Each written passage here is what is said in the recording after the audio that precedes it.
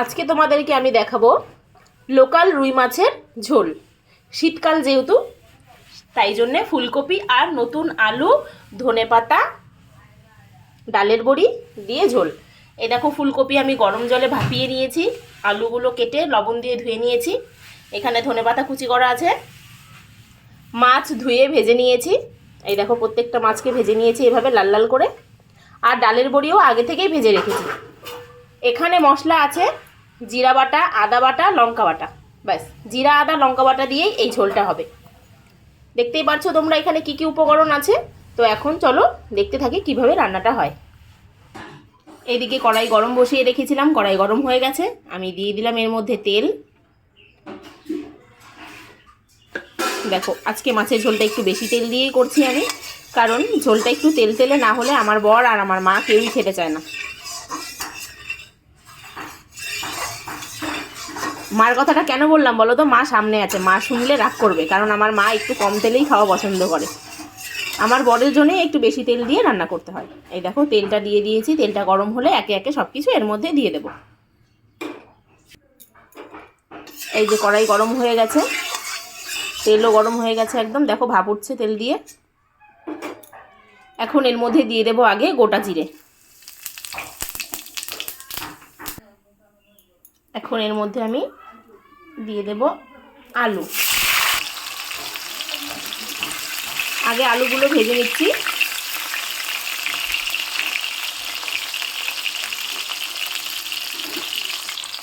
আমি আলুর মধ্যে একটু হলুদ দিয়ে দিচ্ছি।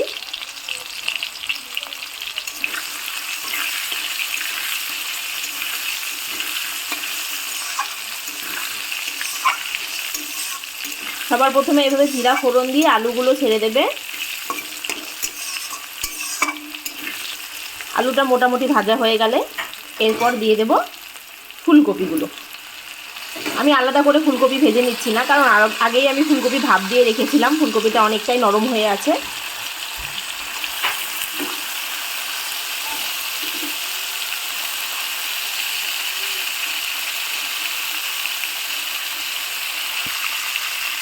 ফুলকপিগুলো দিয়ে নাড়াচাড়া করব।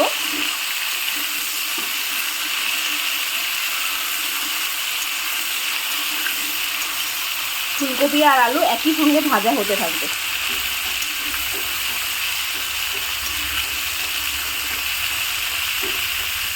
তোমরা চাইলে ফুলকপিটাকে আলাদা আলাদা করেও ভেজে নিতে পারো, আমি নিচ্ছি না।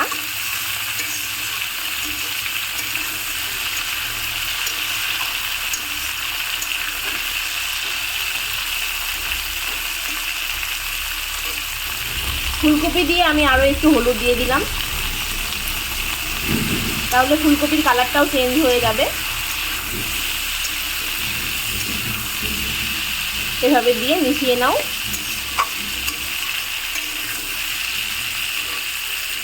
শীতকালে এই ফুলকপি, আলু, ধনেপাতা দিয়ে, ডালের বড়ি দিয়ে মাছের ঝোলটা খুবই ভালো লাগে খেতে।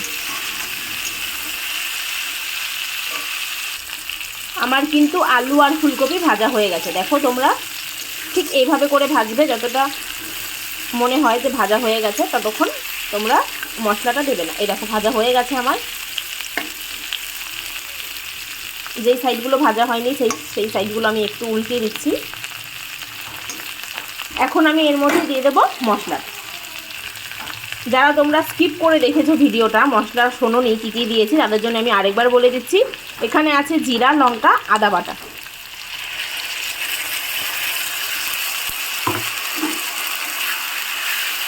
মশলাটা দিয়ে দিলাম। এবার মিক্সিটা ধোয়া একটু জল দিয়ে দেব।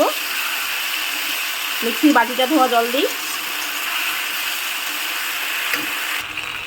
এই যে বাটিটা ধুয়ে আমি জল দিয়ে দিচ্ছি, কারণ বাটির গায়ে অনেকটাই মশলা লেগেছিল।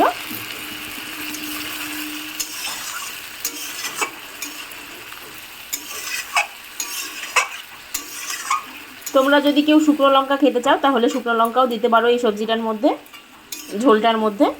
তো আমিও 2-4টে শুকনো লঙ্কা আর কাঁচা লঙ্কা মিশিয়েই দিয়েছি। এখন এর মধ্যে দিয়ে দেব হলুদ, লবণ। লবণ দিয়ে দিলাম 1 চামচ, আর একটু লাগবে। দিয়ে দিচ্ছি 1.5 চামচের মতন হলুদ। এখন সব মিশিয়ে নেব, গ্যাসটা বাড়িয়ে দিচ্ছি।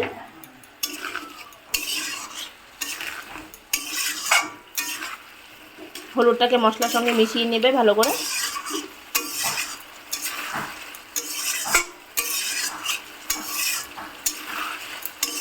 এখন মশলাটাকে ভালো করে কষে নেবে যতক্ষণ না মশলার থেকে সম্পূর্ণ জল শুকিয়ে যায়। এভাবে করে মশলাটাকে তোমরা কষিয়ে নাও। আমি যেভাবে কষাবো তোমরাও ঠিক সেভাবেই করে নেবে।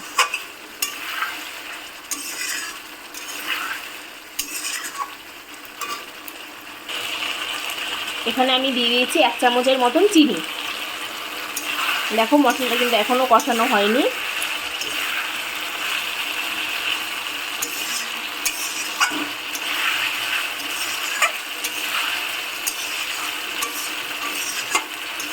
হালকা জল শুকিয়েছে, দেখে বোঝা যাচ্ছে।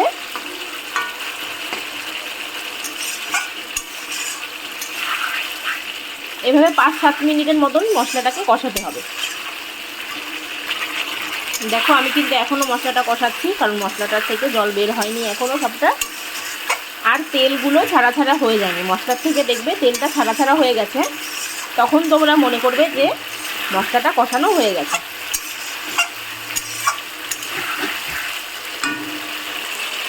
আমি এখন এই ডালের বড়ি আগে থেকে ভেজে রেখেছিলাম, ডালের বড়িগুলো দিয়ে দিলাম। তাহলে ডালের বড়ির ভেতরেও মশলাটা ঢুকবে।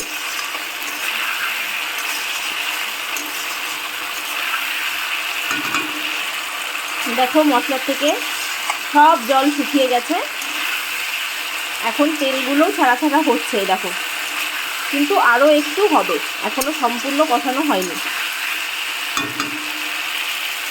দেখো একদম রেডি, আমার মশলা ভাজা হয়ে গেছে। এখন এর মধ্যে আমি ঝোল দিয়ে দেব।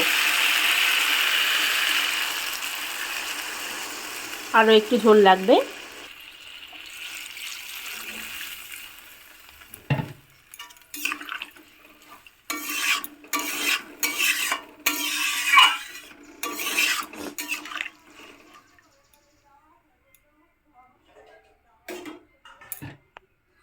এই দেখো আমি কিন্তু ঝোল দিয়ে দিয়েছি। এবার আমরা অপেক্ষা করব ঝোলটা কতক্ষণে ফুটবে। তারপর ঝোলটা ফুটে গেলে তারপর আমরা মাছ দেব, আগে কিন্তু মাছ দেব না, ঠিক আছে?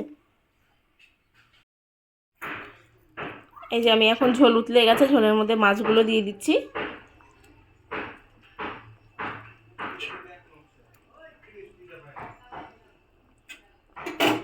এরপরে ধনেপাতাগুলোও দিয়ে দেব।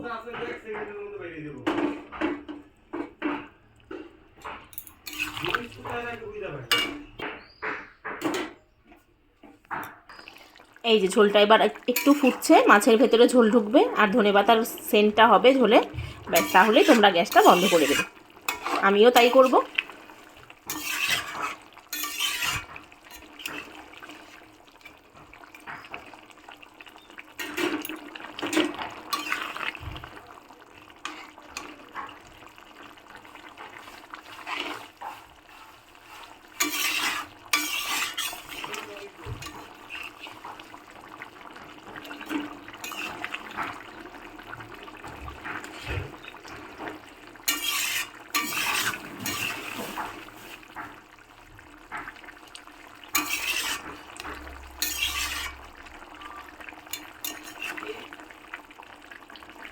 এবার গ্যাস বন্ধ করে দেবো। এবার ঝোল হয়ে গেছে। এই দেখো আমার ঝোল কিন্তু রেডি, দেখতেই পাচ্ছ। ধনেপাতা, ডালের বড়ি, আলু, ফুলকপি দিয়ে ঝোল মাছের। আমি গ্যাস বন্ধ করে দিয়েছি, ঝোল ফুটে গেছে। তোমরাও ঠিক এভাবেই রান্না করবে, তাহলে দেখবে খেতে খুব টেস্ট হবে।